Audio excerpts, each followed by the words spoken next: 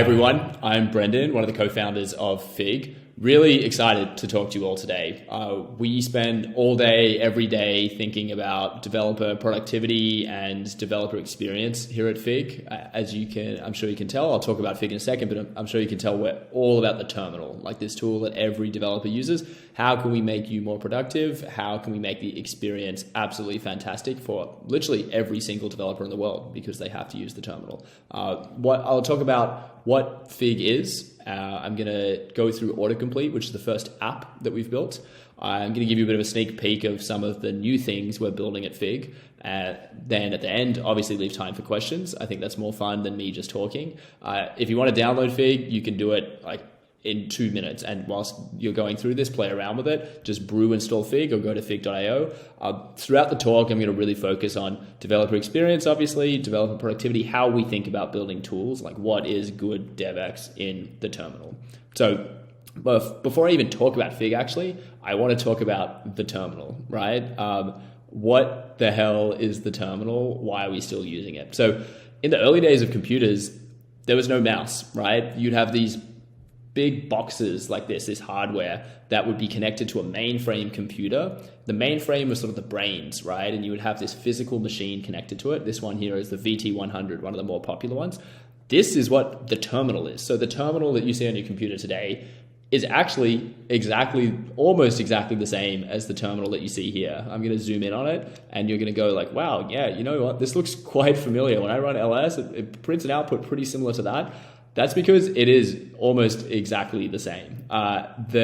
What's happened for backwards compatibility reasons, the terminal, so much stuff has been built on the terminal that we've actually had to keep the emulation the same. And so when MacBooks came out and when modern computers came out, when the mouse started, you could start using the mouse on computers, they took this physical hardware and put it in this 2D representation on your computers. And it turns out it's still a tool that every single developer uses. So this is from 1978. It's like that old. We're talking 40 years here.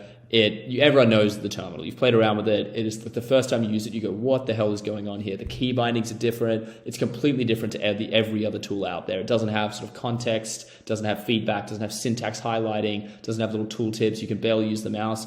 One of the big things we notice is, it's not built for teams and collaboration. In the 1970s, they were just trying to get a computer that worked, right? They weren't thinking like, wow, what if you had entire droves and droves of engineers working on projects at the same time? Like, it was not built for that. It's easy to make catastrophic mistakes. Like, this thing is text input only. So an example I love to give is the Facebook outage at the end of 2021 was because a senior engineer mistyped a command in the terminal. The Atlassian outage this month was because someone mistyped a command in the terminal, ran a script with the wrong flag. Like, here is this tool that, as I say at the bottom here, every engineer has to use. Software engineer, hardware engineer, data scientist, everyone has to use it. They basically almost have to use it every day. It's as popular as an editor or as popular as Git. And it's just so crazy that it's barely changed and it's so easy to make these mistakes. And so I'm sure you can imagine how Fig can come in and there's just a lot of stuff that we can do to come in and make it a lot easier. So what is Fig essentially? Wow, this is quite annoying. I've never really done a Loom like this, but here we go.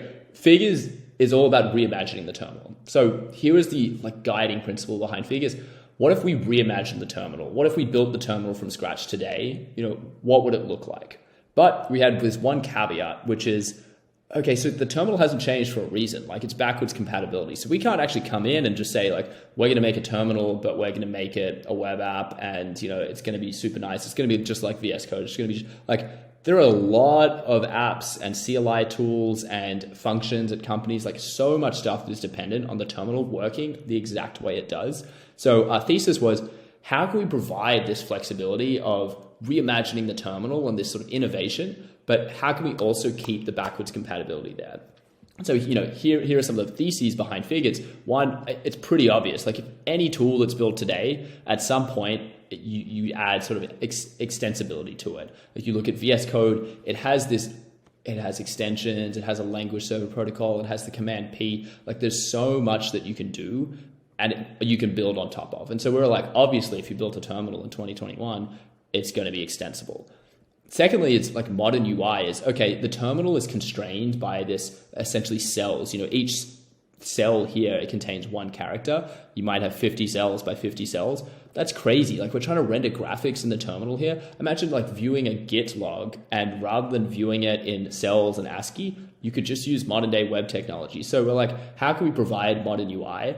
But as I said, how can we keep the backwards compatibility layer? So how can we, like, importantly, either we build a tool that suddenly everyone in the world uses. We didn't think we could do that overnight. So instead, how do we build this tool that works with every existing terminal? A couple of theses behind this existing terminal thing as well is developers don't just use a standalone terminal, right? You use the terminal in VS Code. You use the terminal in JetBrains. You use maybe like multiple different terminals across a team. So how do we cater to teams? Meaning, okay, if we ever want to build a collaborative product, which we totally want to do and we are doing, how do I make it so someone can use Fig inside of VS Code on a Mac? Someone can use Fig inside of Alacrity on Linux. Someone can use WSL2 on Windows, and all of you can collaborate on Fig at the same time. Keep using the exact same tools that you're already using. Keep with this backwards compatibility that's needed for literally every developer tool that's built, and you can use Fig. So that's like, Fig is this nice layer on top. The final thing is Gitpod is putting on this conference, right? The world is shifting into coding in the browser. So dev environments in the browser, coding in the browser. We need to be there as well. Like, it doesn't matter if we have this beautiful terminal ourselves. We need to work where the developer is working. So we integrate with all of these things where this is iTerm. I'll show you a demo of Fig working in VS Code in a little bit, but we literally, one of the big principles of Fig is everywhere you work, Fig should also work. You don't need to change tools to come to Fig. Fig is this nice layer on top. And it's pretty cool. You download Fig and you're like, where is this thing? It's, like, what's going on? It just suddenly starts working. It's like very quick, very seamless. We spent a ton of time making that integration seamless. Obviously, DevX, like, a good experience is it just works. People are actually sort of sad. They're expecting longer setup. Like, oh, this Fig thing looks cool. It's going to take a while. I'll schedule the morning for it. They download it. It just like works out of the box. It's pretty cool. I want to talk a little bit about Autocomplete specifically. This is our first app. I want to talk about like some of the decisions we made around Autocomplete, like how we thought about it, how we thought about the productivity space and the experience of Autocomplete. So this is Autocomplete here, but rather than show you it, just look at a screenshot, I wanted to show you it. So here are some of the tools that you can use. So I've got iTerm2 open here. I'm going to CD around. Our principle is let's provide like IDE style autocomplete. So, you're used to your IDE just constantly popping up autocomplete. Of course, people say like, well, the terminal already has autocomplete. Yeah, absolutely, it does. But, I think you look at this and you could quickly understand how powerful it is. So, I'm navigating around. We can do little things like, show your application icons. I could literally talk about this all day. There's so many tiny little things, but one CLI tool I wanted to show you is CD. CD, each CLI tool is very different. CD, what's the job you're actually trying to get done? We thought about that for every CLI tool. Okay, for Git, you're probably trying to do git add, git commit, git push. For CD, you just want to navigate your file directories. And so there was this traditional, I would run CD something, and then I would run ls, and then I would run CD something. We're like, can we just get rid of the ls command? And I never run the ls command anymore unless I'm trying to find specific information about a file or folder. Navigating is literally me just, selecting this. No, got it wrong. Okay, Fig and autocomplete. Great, there, done. Let's look at some other interesting things. NPM, super popular, obviously. What do you want to do? Okay, npm run, that's one of the most popular subcommands. And this just lists out the scripts I have in my package.json. Like, that's the job I want to do. And a lot of times you'd be like, oh shit, what's that script again? You open up your package.json, you're like, okay, yeah, cool, that's it. And then you run it out. Like, we've just saved you from asking that. We also add this discovery. So if I hit Command I here, like, we can get descriptions out of your package.json and say like, okay, that's what this dev thing does. This is what create spec does. This is what build does. So like, we've saved you an entire workflow of going to your package.json, reading the docs. Like, it is all here when you actually need that information. Another really cool example is, okay, let's look at install, right? It's not showing anything right now. If I start typing something like React, it will search over the npm package registry and show me what's there. this is like, okay, npm install React, sure, I know I'm going to do that. What about when it's something that you know exists, but you always just forget what it's called? Like, okay, is it Redux Thunk? Okay, yeah, it's Redux Thunk, that's it. It's dash Thunk. I didn't remember that. Thank you, Autocomplete. It just gives you that context. Like what we found with Autocomplete is it gives you certainty, it gives you confidence in what you're typing. Previously, you'd sort of be like, I've just hit an Autocomplete. Like, I think it's this, I don't know, like maybe it's Redux Thunk, like that. And you'd be hitting enter and you just have no idea. And then it would say error. And then you'd go to the docs, and like giving you this stuff inline has been our big priority. What's another good example? Let's look at Git. So, what are the common workflows you do there? All right, Git add a file. Well, I don't think I've made any changes. So let's create a new file. Git add. Cool. It's just showed me the file I've saved. I have created. What about git push? Okay. Oh, commit. Okay. So that's not like, I don't want to type commit, then hit dash M and try and find it. Like, how can we make that workflow faster? All right. Commit, we have this concept of commit dash M. You hit enter. Not only have we inserted the text, we've actually moved your cursor inside of these quotes. And I know that's like, okay, obviously, every autocomplete ever does stuff like this, but that's like, it doesn't really exist. Like, there's no tool out there that really does this. And so like these tiny little things, we're constantly thinking about what's the job that you're actually trying to get done here. And on top of that, part of the experience is like, this is what makes editors so good. And like, imagine if you started coding in an editor and you had no syntax highlighting. You had no auto formatting. You had none of this stuff that you're used to. Like, you'd feel lost. And so, when we provide these little things like, oh yeah, here's the GitHub logo for Origin, it gives you just so much confidence that what you are doing is correct. When you have a star next to the branch you're on, so if you do git checkout, little images like this give people a ton of confidence that, okay, this is the branch I'm on. I don't even need to run git status. Now I know that this is the branch I'm on, and I can go down here and I can look at all of my remotes that I want to check out. I don't think I have many here, but another thing that we found with Fig is if you mistype something, right? Fig gives you, the idea behind Fig is if Fig is not showing up, you have actually done something wrong. I know that's really crazy, but it is like, we are the source of truth for everything that you can possibly type. So here, like if I start typing this, we think that you have typed a git alias. And so if you're seeing that, it's like, okay, I'm typing something that does not exist, that I could not possibly type. And sure enough, if I hit enter, it's gonna, this is bad. I don't know what I've done, but you get the idea. Is like every completion that we show is the whole world of possibilities that you could type next. Plus you get all of these extra little, benefits of descriptions for all of them out of the box. One last thing I want to show here, just like another example of keeping you in context. Heroku, maybe I'll open a new terminal for this. Heroku, like logs, all right, an app. What's the app name? I've got no freaking idea what my Heroku app names are. They're like really complicated. There's some random unique ID. What's cool is, again, similar to the NPM registry, we're searching over all of your Heroku apps. So these aren't just my ones, these are the Fig ones as well. Like, we don't use Heroku much anymore, but these are the ones we have. Like, you can get the whole list of Heroku apps right there in your terminal. We've saved you from going to the browser. We've saved you from running, like, I don't even know what the command is, Heroku apps list or something like -- all. We do this all for you in context. So what have I got over here? Here are some of the other considerations we had, right? So all of this is cool. It's obvious. Like, okay, for commit, yeah, I want to just like write a message straight away. For NPM, it'd be cool if I could search over the package registry. That's awesome.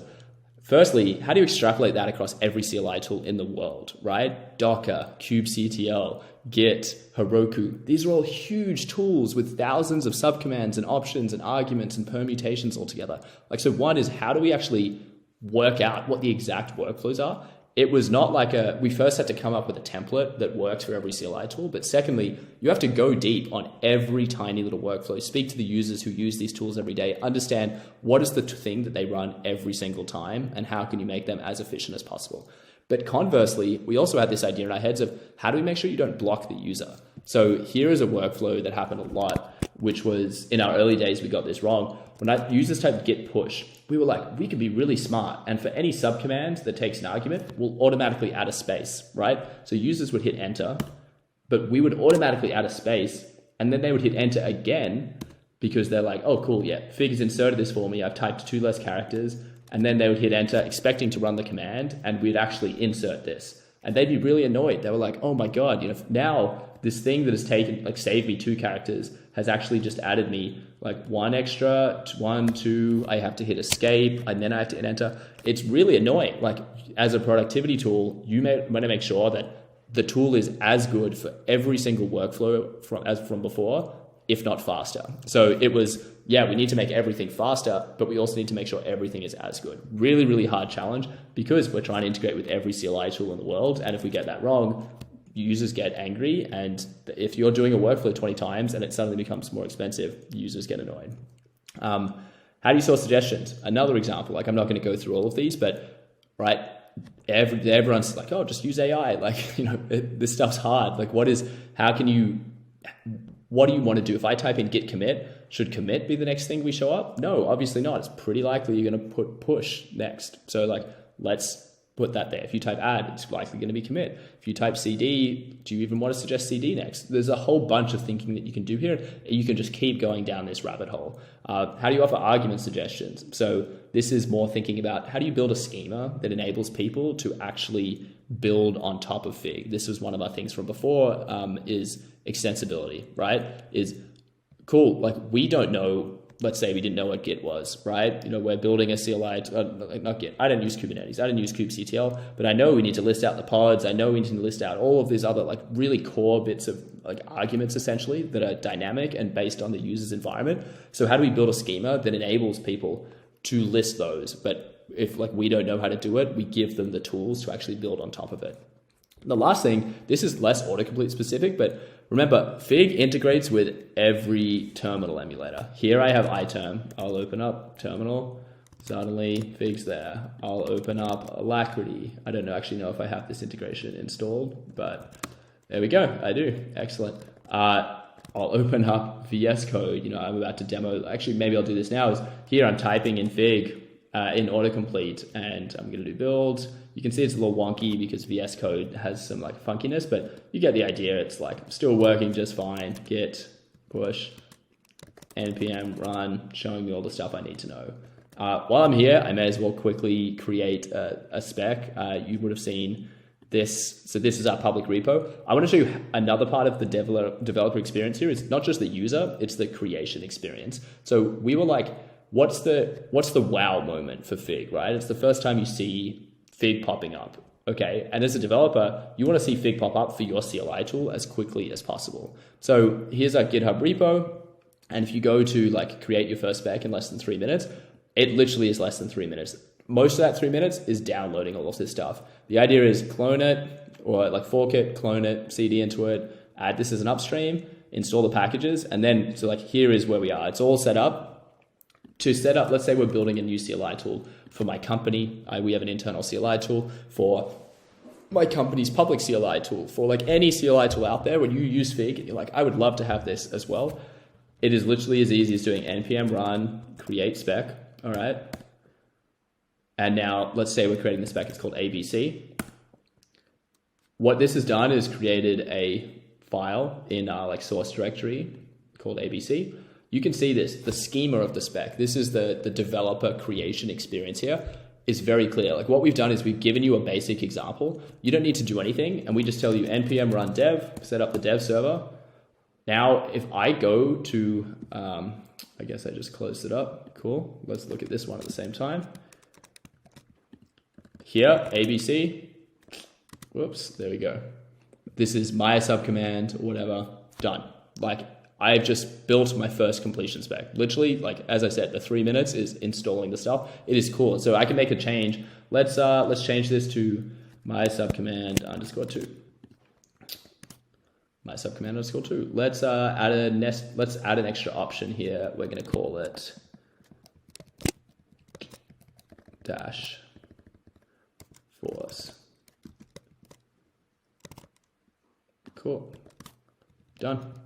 Great. It is what we've also done is you didn't even have to read the documentation to work this out. It's pretty obvious what's going on because we gave you this example. Subcommands, my subcommand, oh, my nested subcommand. Like in the exact, like this, the setup guide, we've given you like specific examples so users can just go in and play.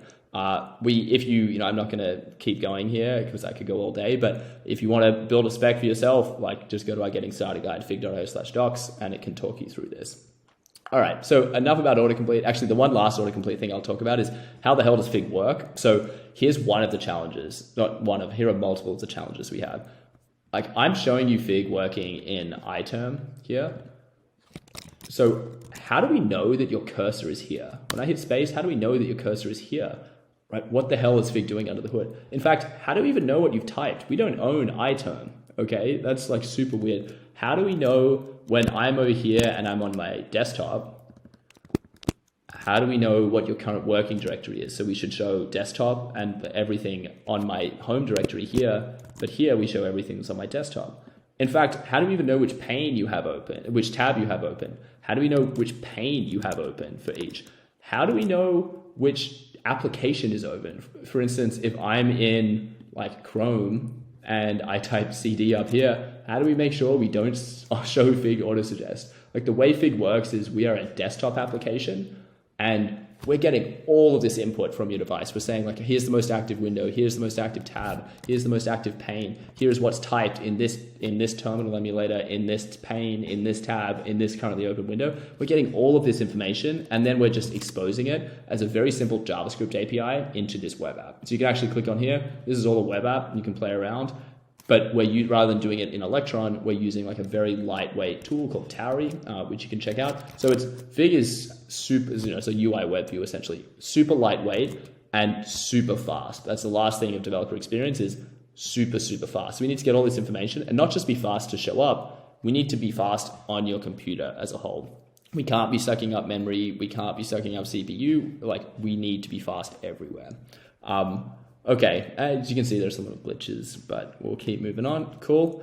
So what do we do next? I'm going to show one more demo, and this is for dotfiles. Like Fig isn't just autocomplete. What we're trying to build here is reimagine the terminal, as I said, and terminals are going to be collaborative. Terminals are going to be extensible. It's just so obvious. And that extensibility we found isn't actually sort of live synchronous stuff. A lot of people think of Figma for terminals or something. And like, we don't think that that's as compelling. Like most of the collaboration happens asynchronously. So collaboration, like sharing environment variables, sharing workflows, like, oh crap, I need to do this deployment and it's all on the terminal. How do I do it? I need to SSH into this remote machine and make sure this server's up. How do I do it? Like those are the workflows that you're very rarely doing live. Someone's done once and they want to document it so someone else can do it. So how do we make that really easy to create and then really easy to use?